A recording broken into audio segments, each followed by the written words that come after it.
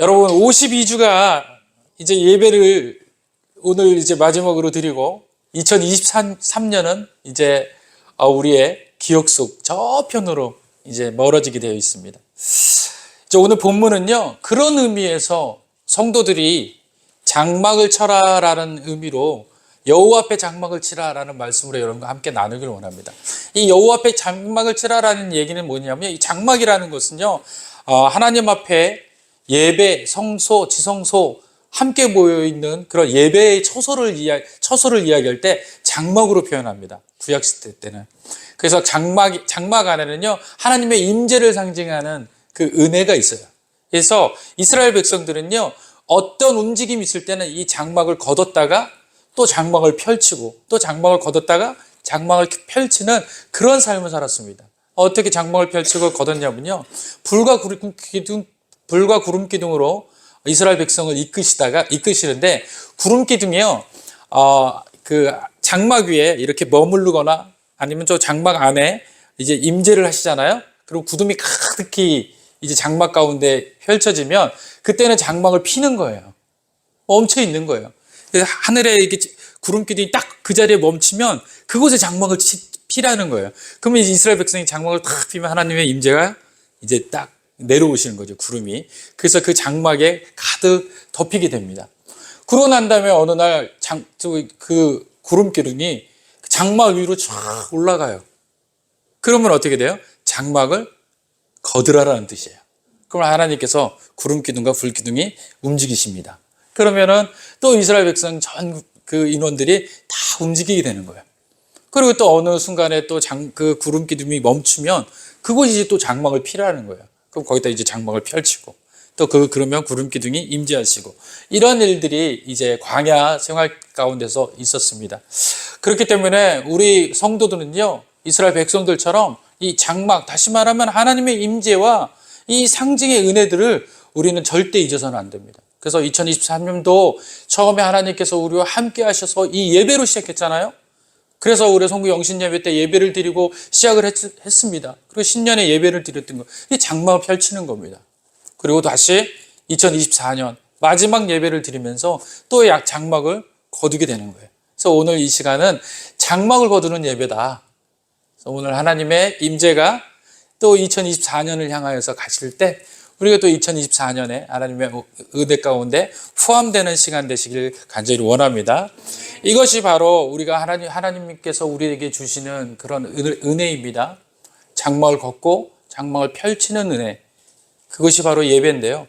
그러면 우리가 장막을 펼치고 장막을 거두는 인생이 되려면은 이 5가지가 필요한데, 그 5가지를 오늘 이 본문 말씀을 통해서 함께 은혜 나누려고 해요. 이 5가지는요, 성도들의 정체성이라고도 하고요, 또는 하나님께서 우리들에게 주시는 은혜라고도 이야기합니다. 첫 번째는요, 어떤 거냐면 하나님 시간 안에 포함된 인생이 되어라라는 거예요. 하나님 시간표에 포함된 인생, 하나님 시간대로 살아야 되는 인생이다라는 거예요. 성도들은요, 하나님을 믿는 성도들은 이 정체성이 있어야 돼요. 하나님의 시간을 쓰는 사람, 세상의 시간을 쓰는 것 같지만 결과적으로 하나님의 시간들을 쓰고 있는 사람이다라는 것을 잊지 말아야 합니다. 오늘 본문을 잠깐 한번 살펴볼게요. 본문의 1절에 보니까 이스라엘 자손이 애굽 땅을 떠난 지 3개월이 되던 날 그들이 시내강에 이르니라, 이렇게 이야기합니다. 이스라엘 백성이 애굽 땅을 떠난 지 3개월 됐다라고 이야기합니다. 여기서 3개월이라는 시간표는 뭐냐면요, 출애굽기 12장 1절에 보면 이렇게 나와 있어요. 다 같이 한번 볼까요? 출애굽기 12장 2절 보겠습니다.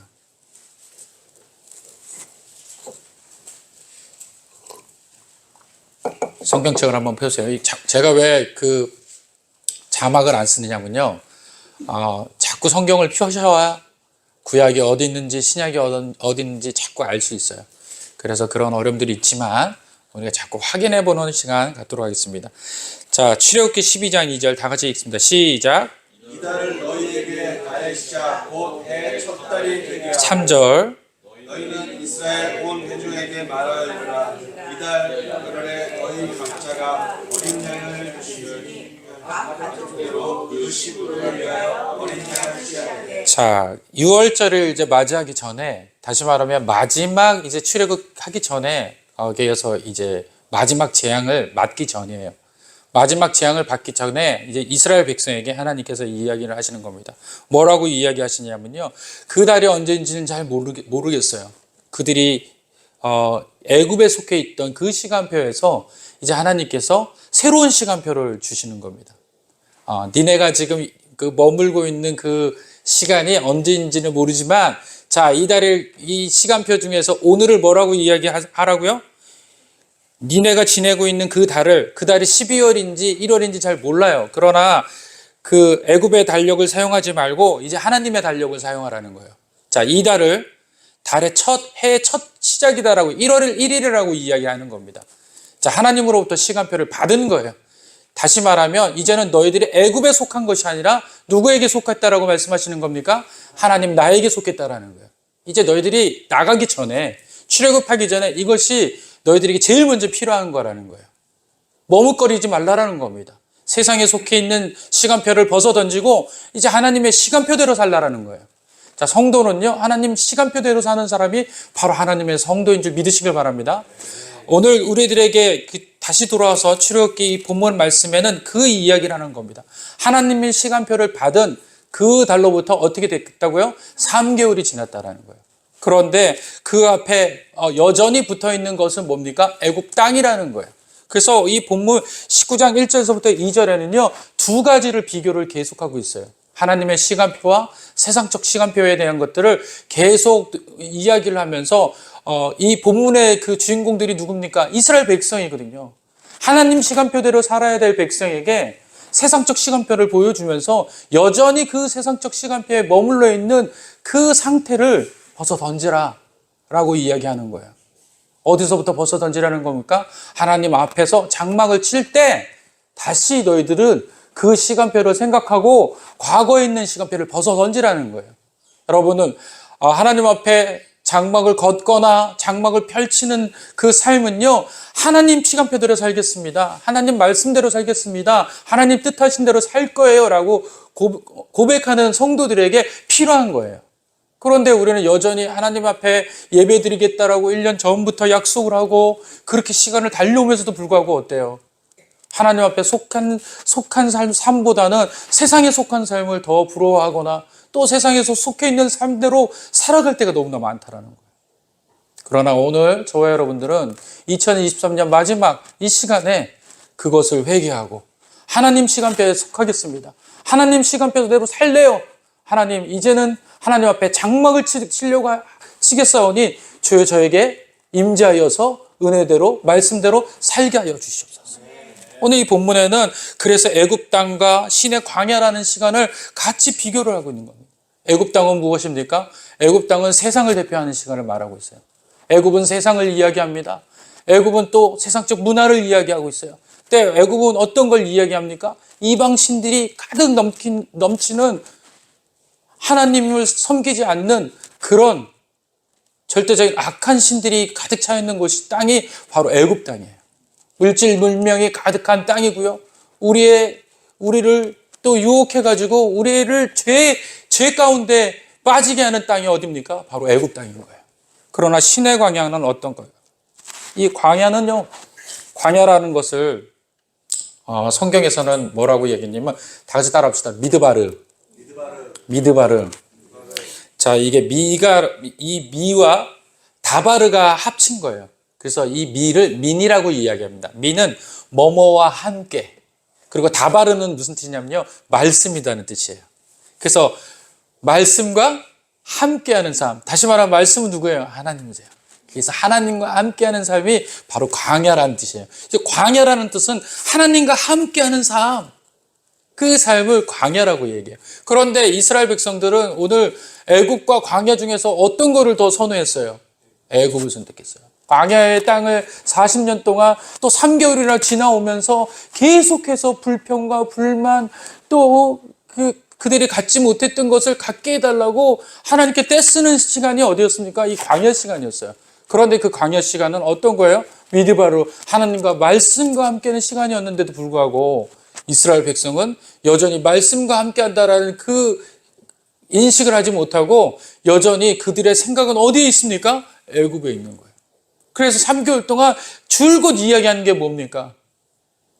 애굽에 있었던 그 처지와 애굽에 있었던 그 좋았던 시절.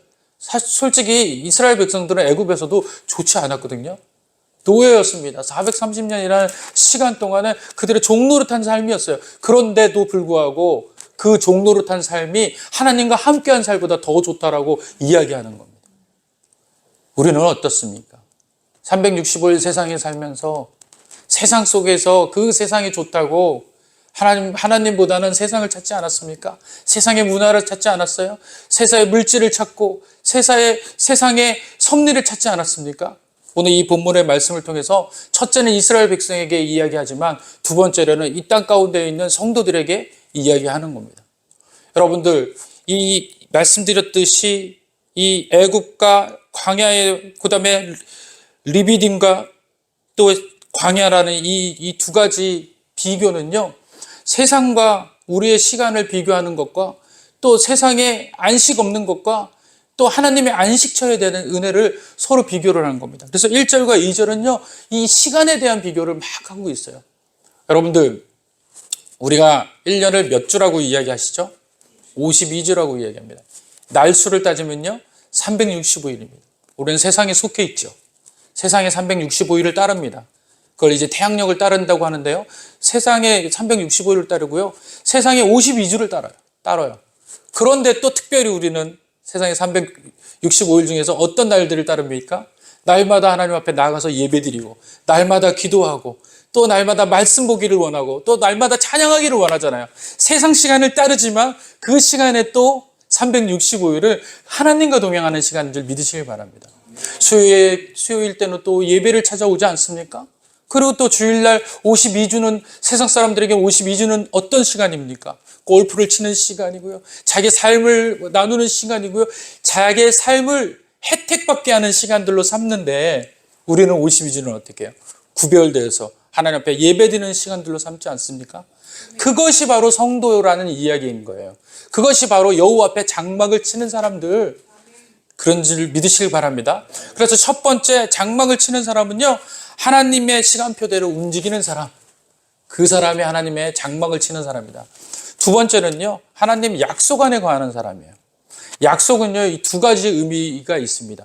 약속을 하는 자와 약속을 시행하는 자. 이 두 가지는요, 성경에서는요,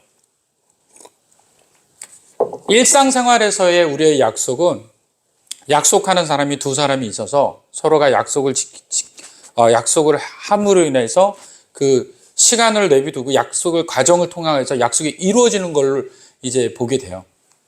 근데 하나님은요, 절대적이신 분이라 우리가 약속을 하나님과 할 수 있는 존재가 아니에요. 유일하게 약속을 시행하시는 분이 누구십니까? 바로 하나님이신 줄 믿으시길 바랍니다. 우리는요, 약속에 포함된 거예요. 하나님의 은혜 사건에 포함된 거지, 우리가 하나님과 약속을 해서 우리가 약속을 하나님과 지키지 못했을 경우에 거기에서 오는 그 약속을 지키지 못한 사람들이 갖는 그런 것들을 우리가 감당할 수가 없어요. 첫 번째 언약은 누가 했었냐면요, 아브라함과 이제 하나님께서 언약을 합니다. 그런데 아브라함과 하나님이 언약을 할 때 이 장막 안에 있던 아브라함이 그 바깥에 이제 암소 한 마리를 반으로 갈라서 이렇게 세워놔요. 저를 좀 보실래요? 그리고 모든 짐승들을 하나님이 요구하신 짐승을 이제 동일하게 이렇게 세워놓습니다. 그러니까 다시 여러분들이 보시면은 좌편과 우편에 송아지를 반으로 잘라가지고 이렇게 세워놓으면 길이 생기겠죠. 그리고 그 양옆으로는 잘린 송아지의 반들이 이렇게 서 있는 거예요. 무슨 말인지 이해하시겠죠? 그러면 이제 막 새와 이제 그 날짐승들이 와서 이걸 먹으려고 그러면 아브라함이 그 이제 가지로 또 나무로 그들이 못 오게끔 그렇게 합니다. 그런데 새벽녘에 이제 장막에 아브라함이 하나님께서 이렇게 세워놓으라 그래서 세워놨더니 장막 가운데서 봤더니 하나님이 불이 임하셔서 이 세워놓은 재물 사이로 지나가시는 거예요. 그게 바로 언약의 의미입니다. 다시 말하면요, 언약을 지키지 못하면 어떻게 한다는 거예요? 반으로 쪼개진다는 거예요.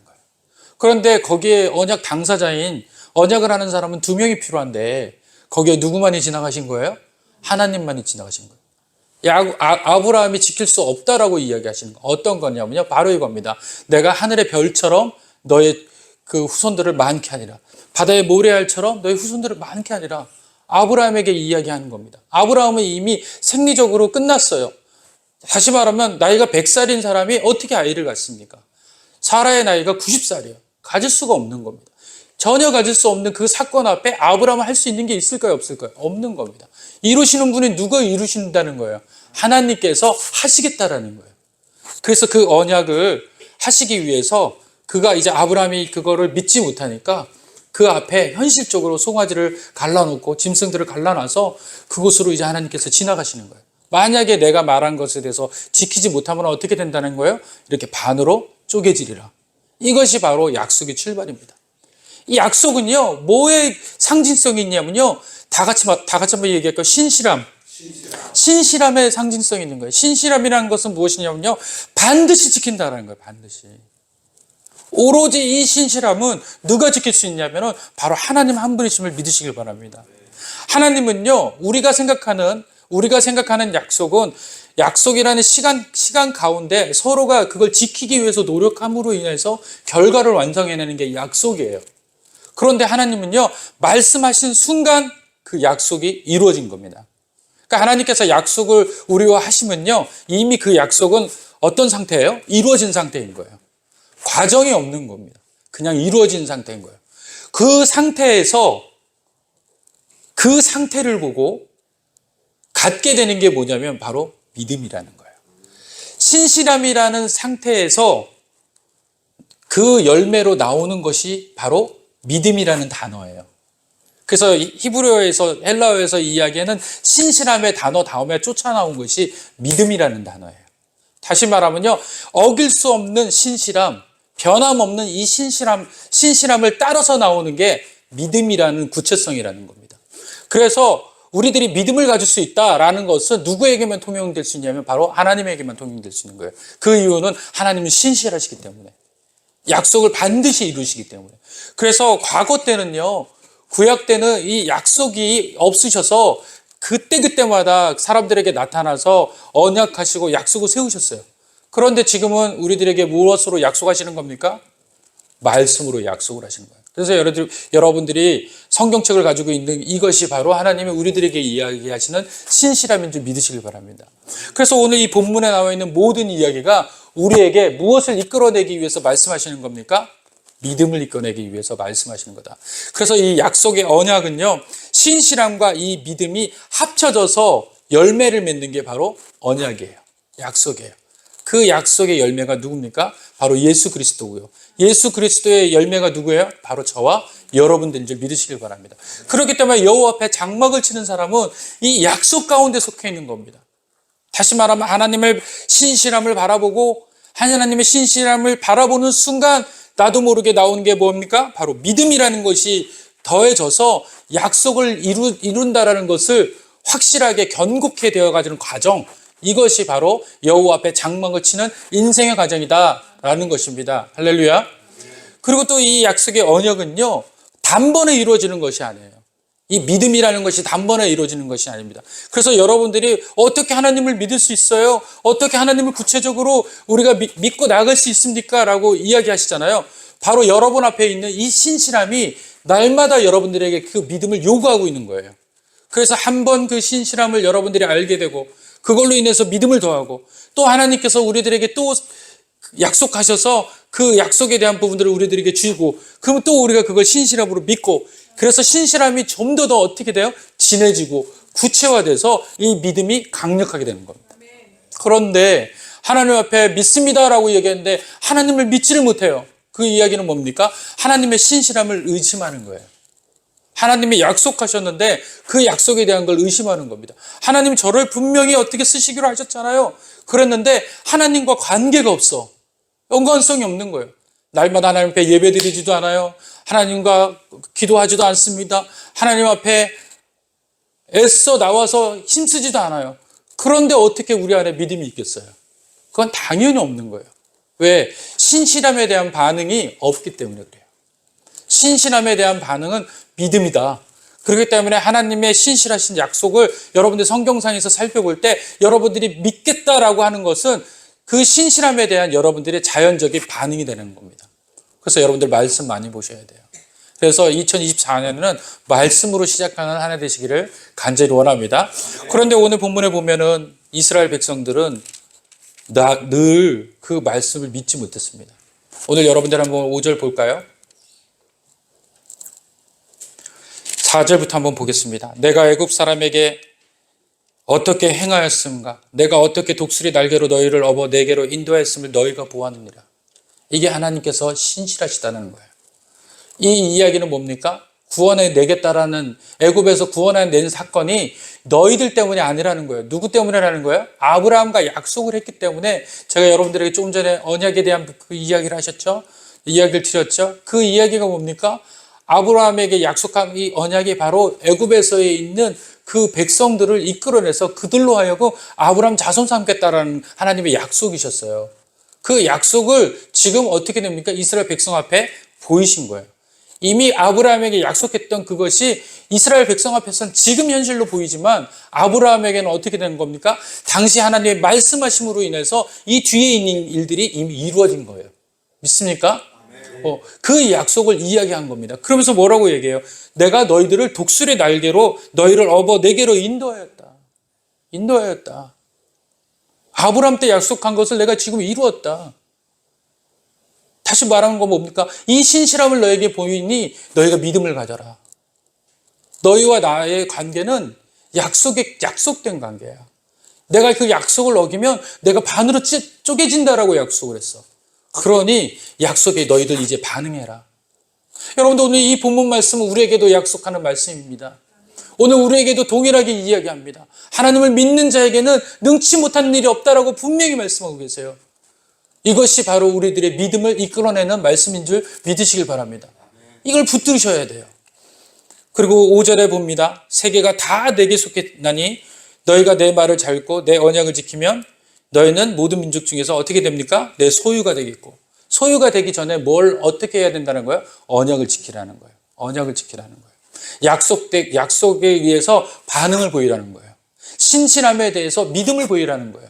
그게 언약이에요. 오늘 저와 여러분이 하나님에게 언약을 지키는 건요, 하나님이 보이시는 이 말씀대로의 우리의 하나님의 신실함에 반응 보이는 삶, 장막 치는 삶, 이것이 바로 언약이라는 겁니다. 그래서 저와 여러분들은 하나님과 언약된 백성을 잊으셔야 돼요. 잊으시면 안 됩니까? 잊으시면 안 된다는 말씀을 드리는 거예요. 잊으시면 안 됩니다. 할렐루야. 세 번째는요, 소유라고 말씀하셨어요. 소유. 소유는요, 헬라어로 세굴라라고 이야기해요. 세굴라. 다 같이 따라합시다. 세굴라. 보석이라는 거예요. 보석. 자, 소유는 뭡니까? 하나님께서 소유라고 이야기하시는 것은 소유가 의지가 있을까요? 없을까요? 소유에게는 의지가 없어요. 소유는 자기를 가치를 증명해낼 방법이 없습니다. 소유는 그저 소유인 거예요. 누가 그 소유의 가치를 증명해내요? 소유자께서 그 가치를 증명해내는 겁니다. 오늘 우리를 소유가 됐다라고 이야기합니다. 어떻게 소유가 됐다라고 얘기합니까? 세계가 다 내게 속했다. 하나님께 다 속했다는 거예요. 세계가 다 하나님께 속했는데 그 중에서 누구를 뽑았다라는 거예요? 너희 백성, 이스라엘 백성을 뽑았다라는 거예요. 너희가 특별히 내 소유가 됐다는 거예요. 소유는 소유권자가 뽑았을 때 또는 구했을 때 또는 누구로부터 샀을 때 소유가 되어버리는 겁니다. 저와 여러분들은 예수 그리스도의 피값으로 죽음에서 건져내심을 당한 거예요. 다시 말하면 예수님께서 우리를 피값을 대신하여서 우리를 사신 거예요. 이제는 우리는 누가 된 겁니까? 하나님의 소유가 된 걸 믿으시길 바랍니다. 그래서 저와 여러분들은요, 이 정체성, 저는 하나님의 소유입니다. 하나님의 백성입니다. 하나님의 아들이고 하나님의 자녀입니다. 라는 것을 잊으면 안 돼요. 자, 여러분들, 그 석탄과 다이아몬드가 원소 기호로 뭔지 아세요? 원소로? 탄소라고 얘기해요. 탄소. 석탄과 다이아몬드는 탄소예요. 그런데 석탄은 땔감으로 쓰지만 다이아몬드는 어때요? 보석으로 써요. 어느 때 보석으로 써요? 소유자가 가공하고 닦고 빛냈을 때 결과적으로 그것이 다이아몬드로 쓰는 겁니다. 그런데 다이아몬드를 소유자가 내비로 두고 방치하면 어떻게 되는 거예요? 다이아몬드도 역시 석탄과 같은 탄소인 거예요. 돌덩어리인 거예요. 그러나 소유자가 갈고 닦고 빛을 냈을 때 결과적으로 그 석탄과 같은 탄소 덩어리가 보석이 되어지는 세굴라가 되어지는 인생이 된다라는 겁니다. 오늘 저와 여러분들은 바로 세굴라 같은 인생이에요. 하나님께서 우리를 방치됐던 것을 우리를 하나님께서 만지시고 다듬고 빛을 내시고 광을 내셔서 우리를 뭘 삼으신 거예요? 소유 삼으셨다.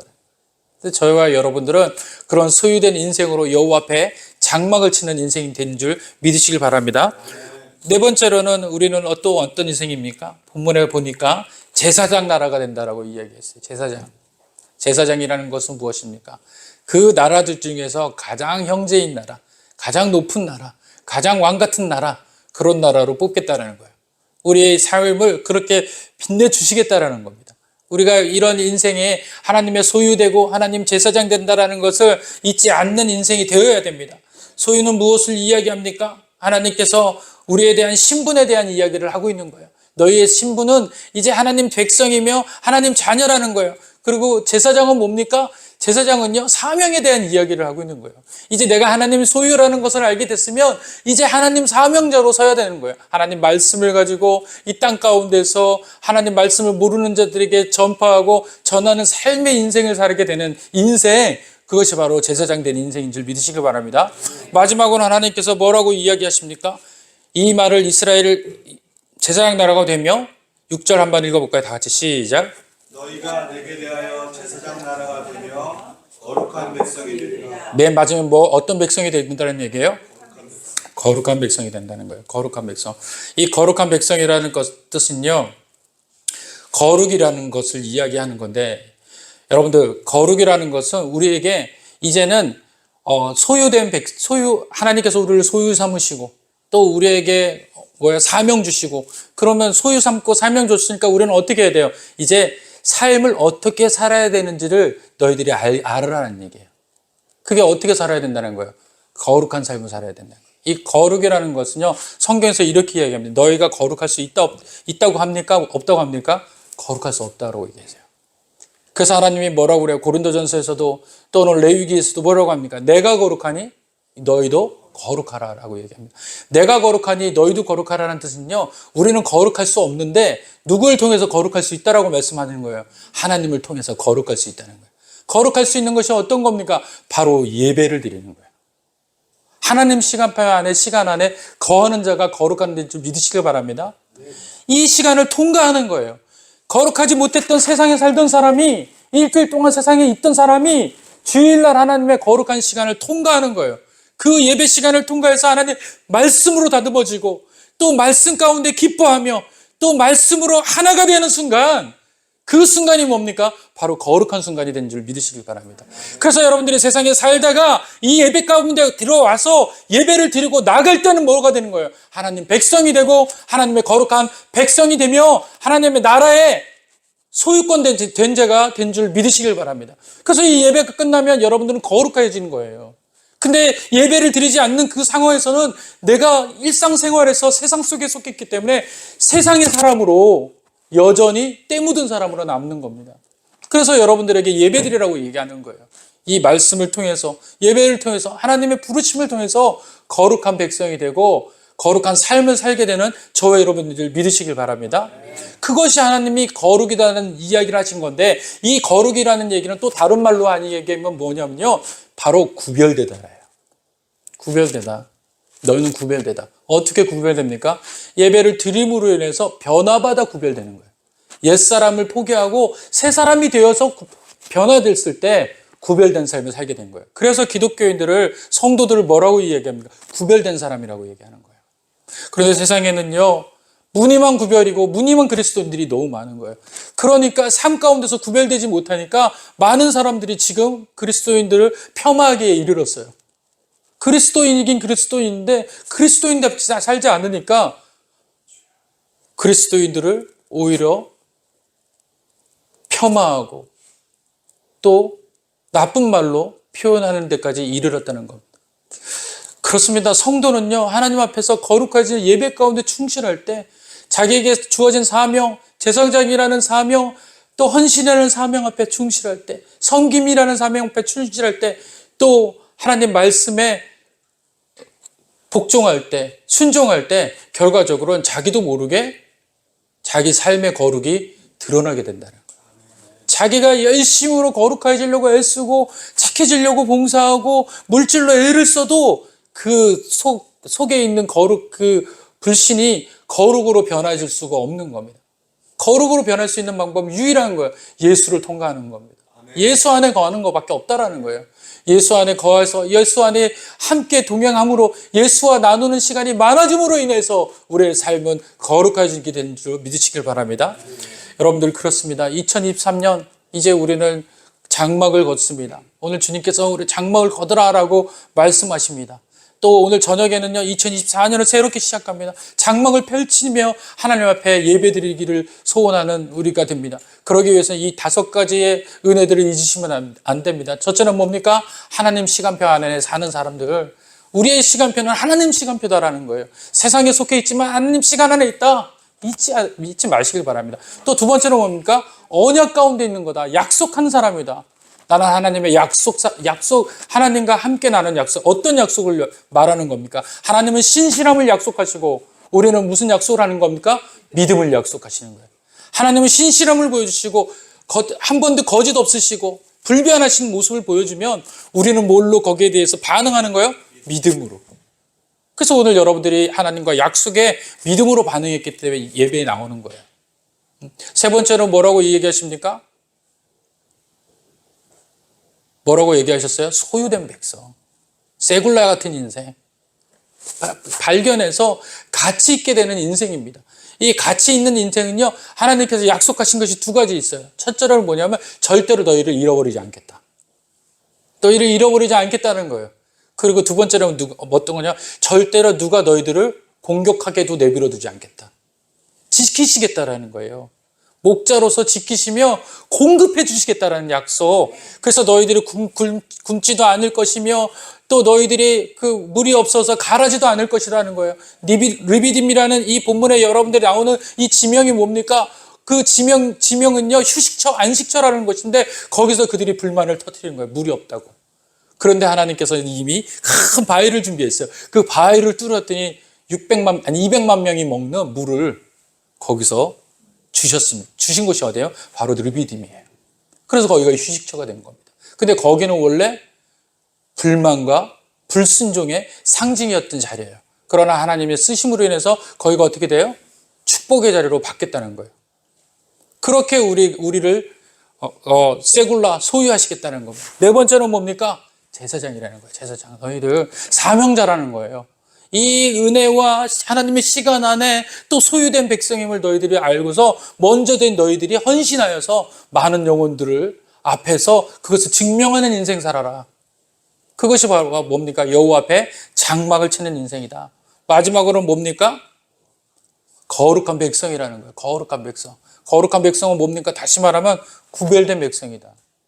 하나님을 통과한 백성이다. 하나님과 매일 예배드리며 하나님과 소유를 나누고 하나님과 공감하는 백성. 그것이 바로 거룩한 백성이다. 이 5가지를 통해서 2023년을 마감하시길 바랍니다. 오늘 저녁에 돌아가셔서 오늘 여러분들 한번 곰곰이 생각해 보세요. 나는 하나님의 소유된 백성이며 나는 거룩한 백성이며 또 하나님의 시간을 나누고 하나님의 약속한 사람이다. 그리고 나는 하나님의 제사장이다. 잊지 않으시는 저와 여러분들 되길 원합니다. 그리고 0시 예배 때 다시 오셔서 이제 우리는 하나님 앞에 새로운 장막을 쳐서 또 하나님과 2023년 동행했던 것처럼 2024년도 여전히 동행하는 사람, 하나님과 함께하는 자 고백하시며 하나님 앞에 첫 번째 예배를 드리는 저와 여러분 되기를 간절히 축원드립니다. 기도하겠습니다.